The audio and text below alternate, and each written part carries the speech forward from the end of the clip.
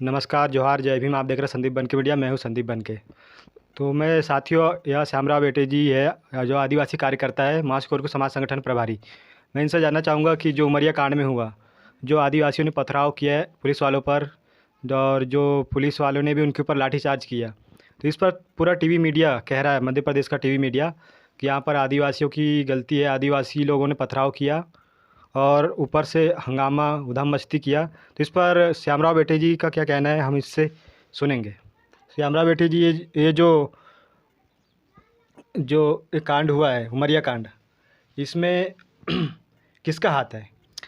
नहीं, इसमें तो जो है उमरिया कांड को लेकर जो अभी टीवी मीडिया में चल रहा है और न्यूज़ में चल रहा है, तो इसमें खास करके जो उमरिया कांड जो हुआ उसका जो हमारे जो आदिवासी लोग थे वो शांतिपूर्वक प्रदर्शन कर रहे थे, मगर पुलिस की तरफ से उनकी तरफ से वाटर टैंक और वो छोड़ा गया उनके ऊपर। और इसके बाद जो सरकार के जो जिन्होंने घोटाला किया उनके कुछ लोगों के माध्यम से पथराव किया गया और उसके बाद झड़प चालू हो गई। तो ये जो सरकार है मध्य प्रदेश की और वहाँ के जो विधायक सांसद है उनके माध्यम से ये सब कुछ हुआ और इसमें आदिवासी को दोषी ठहराने का काम कर रहा है। सबसे पहले जो लाठीचार्ज का काम लाठीचार्ज पुलिस वाले ने किया है, तो हम चाहते हैं कि हमारे जो आदिवासी भाई जो है बंद है जेल में, उनको जल्द से जल्द रिहा किया जाए। और जो अ, पुलिस वाले जिन्होंने मतलब लाठीचार्ज किया है उन पे भी कार्रवाई होना चाहिए। और जो अ, पथराव जिन्होंने किया है बाजू से भीड़ के अंदर, जो वहाँ के जो मंत्री है सांसद है उनके माध्यम से किया गया ऐसा सूचना है, तो उस पे भी जांच होना चाहिए। और जो आदिवासी लोगों ने जो प्रदर्शन किया था शांतिपूर्वक, वहाँ जो घोटाला हुआ आदिवासी का जो फंड मिला था, तो वो उस फंड का मतलब जांच कमेटी बैठाना चाहिए था उनको। तो जांच कमेटी बैठाना नहीं उन्हें और पुलिस प्रशासन को भेज दिया।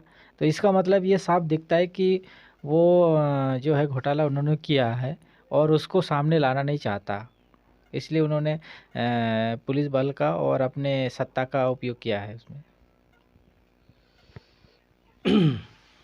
और जो वहाँ से लगातार ये खबरें आ रही है कि वहाँ पर पुलिस वाले घायल हुए हैं, और वहाँ पर आदिवासी को घायल होने की सूचना ऐसी किसी प्रकार की नहीं आई है, और पुलिस वाले को इलाज का इंतजाम किया गया।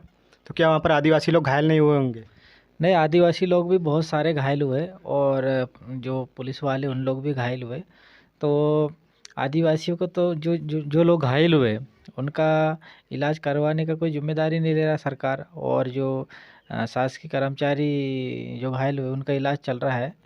और तो मेरा कहना है कि जो लोग घायल हुए उनका भी इलाज होना चाहिए अस्पताल में। वो तो इस चीज़ को सरकार को भी ध्यान देना चाहिए और प्रशासन को भी इस चीज़ को ध्यान देना चाहिए। लेकिन वहाँ के जो सांसद हैं और जो मंत्री लोग हैं, वे लोग तो कह रहे हैं कि आदिवासी उग्रवादी है। देखो, वो तो जो सांसद है और वहाँ के जो मंत्री है वो आदिवासी लोगों को उग्रवादी इसलिए कह रहा है कि उनको आने वाले समय में, मतलब आने वाले समय में डर है आदिवासियों से, क्योंकि अब इस बार आदिवासी पढ़ लिख के जाग गए हैं। इसलिए उनको डर लग रहा है कि आने वाले समय में हमारी सत्ता खतरे में न डाला जाए, इसलिए वो आतंकवादी कह रहा है आदिवासियों को। जबकि आदिवासी की वोट से जो उन लोग सांसद बने, विधायक बने, और आदिवासियों को नक्सलवादी आतंकवादी कह रहा है। तो ये समाज के जो है गद्दार है। तो ये जो मध्य प्रदेश सरकार है, मुस्लिम लोग आंदोलन करते हैं तो उन्हें आतंकवादी बताती है, और जो आदिवासी लोग आंदोलन करते हैं उन्हें नक्सलवादी बताती है, और जो देश की बेटियां आंदोलन करती है तो उन्हें भी आतंकवादी बताती है। तो सरकार ऐसा क्यों बताना चाह रही है? नहीं, सरकार का जो है महिलाओं को भी, जो बेटियां को भी नक्सलवादी बताते, जो वो लोग मतलब अच्छे काम करते हैं तो उनके साथ फ़ोटो खिंचाने आ जाते हैं, और अगर वो अपने अधिकार मांगते हैं तो उसको नक्सलवादी कहता है। इसका साफ मतलब है कि वो उनको अधिकार देना नहीं चाहते महिलाओं को। और जो हमारे भाई लोग हैं आदिवासियों को भी उनका जो अधिकार है वो देना नहीं चाहता। वो पूरा उनका जो अधिकार है वो हड़प कर लेना चाहता है, और पूरी मलाई खाने की उनकी पूरी रणनीति है।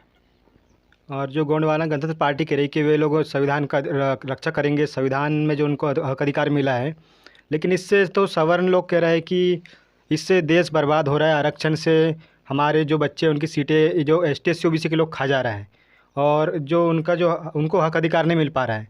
तो आप बताएंगे इसमें कि जो एसटी एससी ओबीसी लोगों ने कितना सवर्णों का 15% लोगों का हक खा लिया है।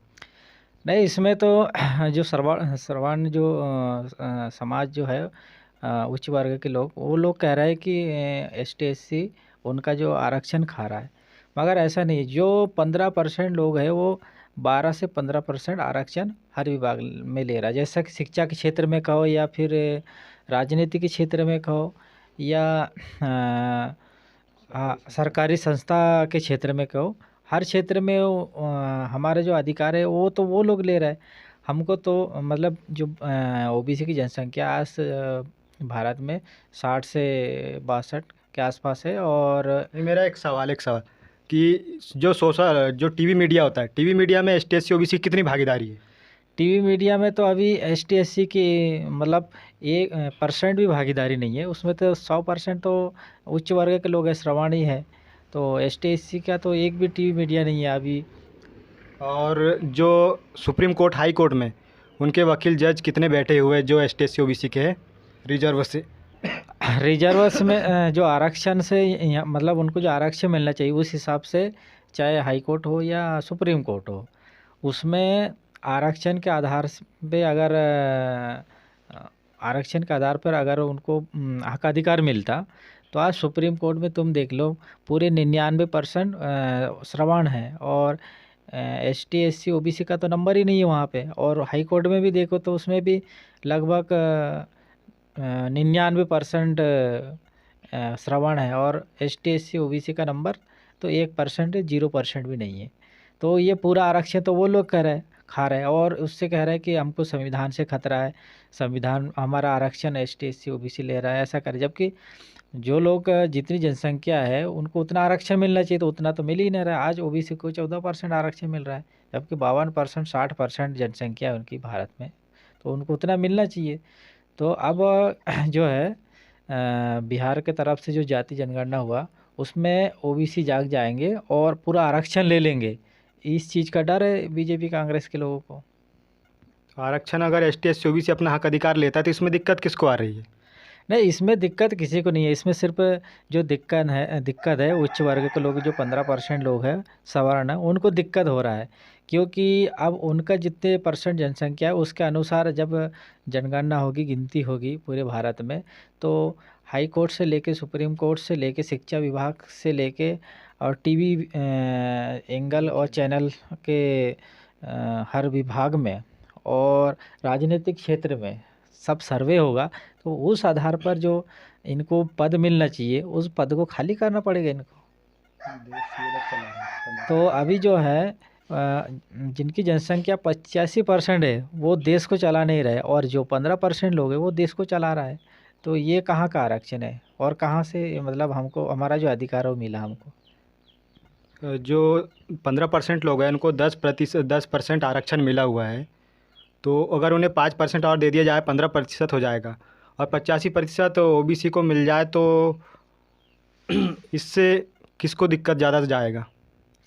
नहीं, इसमें 15% श्रवण है उनको 15% मिलना चाहिए संविधान के आधार से, और जो ओबीसी को है उनको भी जो 60 से 52% उनकी जनसंख्या है वो उनको मिलना चाहिए। और एसटी का जो जनसंख्या है 8.5% से, अभी तो जनगणना होगा तो उसमें सबसे ज़्यादा जनसंख्या अभी आएगी, उनकी भी कम से कम 15 से 20% उनका भी होगा। एससी का भी 15 से 20%, अभी तो 22-23% है उनकी। तो उससे और आगे आंकड़ा आ सकता है अगर पूरे भारत भर में जनगणना होगी तो उसके आधार पे जनसंख्या के आधार पे सबको बराबर का अधिकार मिलना चाहिए। क्योंकि जो भारत है वो जाति आधारित देश है, तो जाति आधारित देश होने की वजह से सबको अलग अलग जातियों को अपना अलग अलग अधिकार मिला हुआ है। तो वो मिलना चाहिए। मगर जो सत्ताधारी हो गए, जो देश चला रहे 15% लोग, वो देना नहीं चाह रहे। और अगर हम हमारा अधिकार अगर लेने लग जाए, हम शिक्षित हो जाए, जागरूक हो जाए, तो वो उनका जो अधिकार है वो ख़त्म हो जाएगा। वो जो 100% आरक्षण ले रहा है वो 15% में आ जाएगा। तो उस चीज़ से उनको डर है। तो साथियों, आपने सुना, यह जो भारत देश है जाति प्रधान देश है और जाति के आधार पर यहाँ पर भेदभाव होता है, जाति के आधार पर शोषण होता है और जाति के आधार पर न्याय मिलता है। और जाति के आधार पर उन्हें एसटी, एससी, ओबीसी कैटेगरी के अंदर में हक अधिकार मिला है, धर्म के आधार पर नहीं मिला है। तो आप जनता लोग समझ चुके होंगे कि उन्हें धर्म का नशा नहीं चढ़ाना चाहिए। और जो लगातार ओबीसी वर्ग हिंदू धर्म की मांग कर रहा है या हिंदू राष्ट्र बनाने की बात कर रहा है, तो इससे हिंदू धर्म से ओबीसी को कितना फ़ायदा होगा? नहीं, हिंदू धर्म से तो ओबीसी को कुछ भी फ़ायदा नहीं होगा, उसमें 0% रहेगा ओबीसी। क्योंकि हिंदू धर्म की जो मांग कर रहे हो, मतलब हिंदू राष्ट्र की जो मांग कर रहा है, तो हिंदू राष्ट्र में सबसे पढ़ा लिखा आदमी जो है वो श्रवण है, 15% लोग हैं। और ओबीसी तो जो है उनका तो नंबर ही नहीं लगेगा, ओबीसी तो जो पीछे है।